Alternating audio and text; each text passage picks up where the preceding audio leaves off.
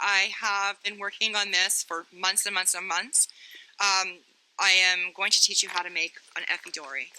And you're going to get two versions of the Effydori. You're going to get the soft cover folder Effydori, and you're going to get the binder Effydori. This is the binder Effydori. So you get to decide which container works best for you.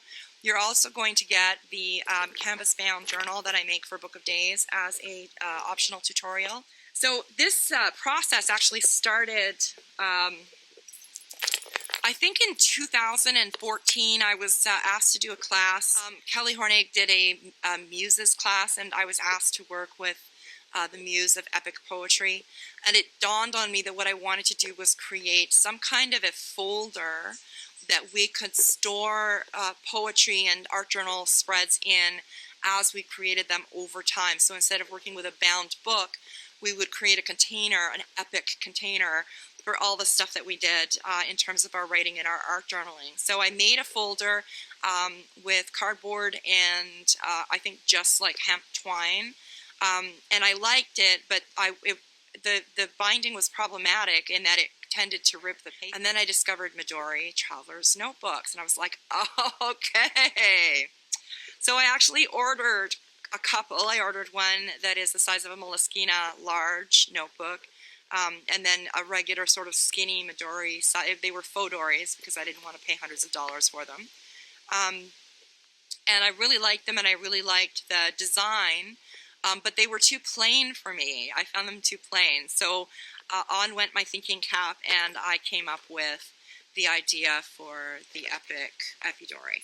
So the Effydori folder, the folder which is the first lesson in your class, is made entirely with fun foam and fabric. That is such an easy Fodori to make, the Effydori. Such an easy one to make, and you also can decorate it in very much the same way. It's super flexible. It feels really whimsical and fun. I really love it. But I am a hardbound kind of girl, so I had to provide a tutorial for you for hardbound as well. I just find hardbound gives an air of seriousness and reverence that the soft cover doesn't, but the soft cover option is there for you. And then the Effydori binder is made with the cardboard backing from the watercolor paper that you use to create your journal pamphlets. The cover is used to create your spine. And then it's covered in fabric. And then on the inside, it's fun foam. So really, really easy. It's bound with elastic cordage. So the way that these work, let me just take out my journal pamphlets here. The way that these work is you string doubled up elastic cordage, I use 2 millimeter, into the binding, into the spine of your folder, like so. And then each of these doubled up elastic acts as a home for something you slip into it. So what I did was I created, and you have this tutorial, I created 6 journal pamphlets. Some of them were done with a heavy twine, and some of them were done with bookbinding linen. You have the one done with bookbinding linen, but you can use anything that's string-like.